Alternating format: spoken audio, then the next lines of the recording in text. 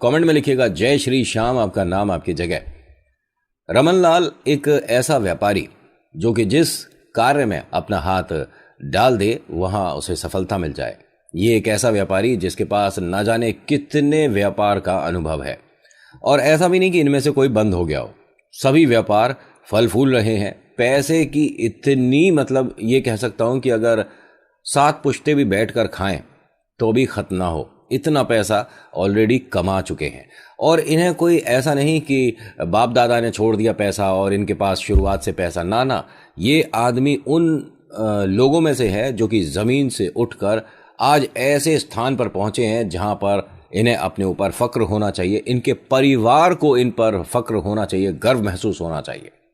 रमन लाल राजस्थान के उन व्यापारी में आते हैं जिनको लोग एक एग्जाम्पल के तौर पर देखते हैं कि ये देखिए कहाँ था, कहाँ से कहाँ पहुँच गया, इसकी काबिलियत देखिए। लेकिन इनके घर वालों का रवैया इनके प्रति देखिए। इनके घर में हर सदस्य इनसे ये कहता था कि घर में पूजा होती है, ठीक है, हम हवन वगैरह करवाते हैं, आपने आज तक एक भी हवन में अपना मतलब समय नहीं दिया। क्यों? मैं समय खराब नहीं करता, मैं पूजा वगैरह करूँगा बैठकर तो व्यापार कौन देखेगा? अगर ऐसे ही काम चला तो पूरे घर को पालेगा कौन? और हाँ, इनका कहना ठीक भी है। ये जॉइंट फैमिली में रहते हैं और ये मानिए कि हर किसी को काबिल बनाने में इन्हीं का हाथ है। इनके छोटे भाई हैं तकरीबन 6, ठीक है, ये 7 भाई हैं, ये सबसे बड़े हैं। इन सभी का व्यापार सेट करने में इन्होंने सिर से लेकर पैर तक का जोर लगा दिया, पैसे से भी, दिमाग से भी, अपने तजुर्बे से भी। तो ये आदमी गलत तो नहीं है ना? पूरे घर को ये पाल रहा है। एक आलीशान महल जैसा घर है इनका, अपनी मेहनत से खड़ा किया। और इस महल में रहने की एक इन्होंने सभी को एक कंडीशन दी कि अगर आप यहाँ से बाहर जाओगे तो अपना देख लेना, यहाँ से कोई कुछ लेकर नहीं जाएगा, लेकिन अगर मेरे साथ रहोगे, मेरा साथ बनकर रहोगे, तो जो मेरे बैंक में है वो सब तुम्हारा ही है। मेरे से अलग हो गए तो अपना खा लो, अपना कमा लो।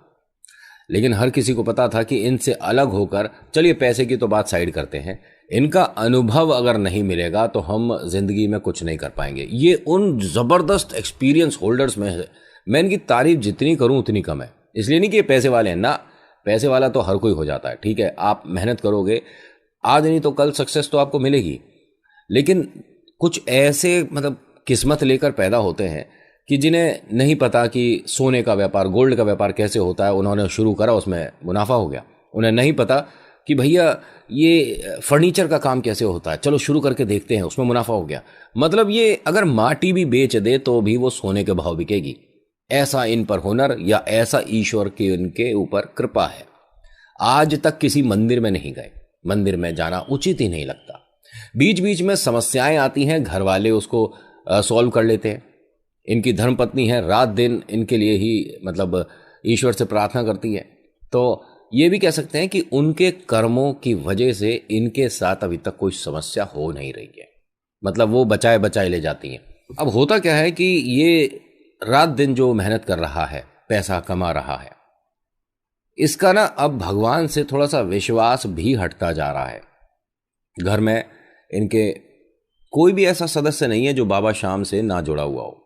हर किसी को पता है कि बाबा हमारी बात सुनते हैं। और इनकी धर्मपत्नी ये मानिए कि बहुत ज़्यादा आस्था रखती हैं और बाबा के लिए उनके मन में वो एक भाव है जो कि एक बड़ी बहना का अपने छोटे भाई के लिए होता है। राखी उनके लिए हर साल मतलब निकालती हैं, और ये 11 ऐसा कोई नहीं जाता जिसमें ये ना पहुंचती हो। बहुत ज़्यादा किस्मत वाले हैं कि इनके घर से तकरीबन सिर्फ 45-50 मिनट का रास्ता है खाटू श्याम दरबार का। और ये आदमी मतलब सामने से निकलता है अपने व्यापार तक पहुंचने के लिए, लेकिन कभी मंदिर में अंदर नहीं गया, कभी इसने सीढ़ियां नहीं चढ़ी, कभी इसने बाबा को देखा नहीं।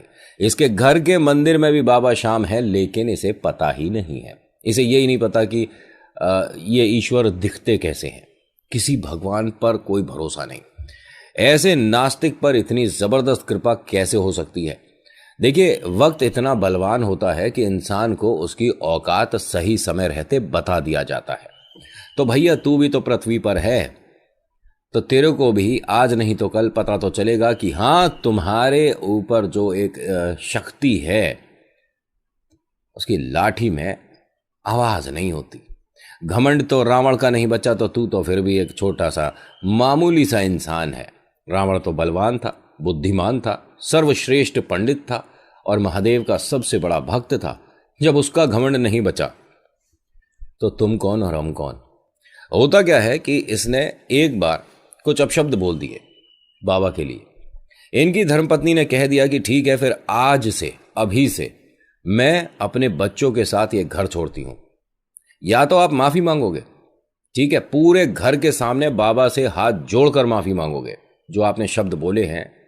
और इन्होंने ये और कहा था कि तस्वीर को निकाल कर बाहर फेंक दूंगा। और उन्होंने पता क्या बड़ी डिमांड करी थी। 11 पर ये चाह रही थी, इनकी शादी की सालगिरह भी थी, कि पूरे परिवार के साथ, मतलब पूरे कुनबे के साथ, पूरे ख़ानदान के साथ ये सभी लोग 11 पर बाबा शाम के घर जाएं, वहाँ सेलिब्रेट करें, एक अच्छा सा वहाँ पर पाठ करवाएं, कुछ लोगों को वहाँ पर खिलवाएं, एक तरह का भंडारा करवाएं। इस आदमी ने ये कह दिया कि पैसे जो चाहिए वो ले जाओ, फालतू का समय ख़राब करने की मेरी कोई मंशा है नहीं।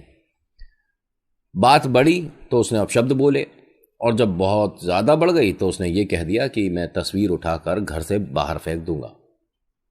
इन्होंने कह दिया कि ठीक है, 11 से पहले मैं घर छोड़ दूंगी। अब या तो आप माफ़ी मांगोगे, पूरे घर के सामने बाबा से माफ़ी मांगो हाथ जोड़कर, नहीं तो मैं अपने बच्चों को लेकर यहाँ से चली जाऊंगी। अब हुआ क्या, ये खाना वाना खाकर सो गया और इसका पूरा दिन बिजी रहता है।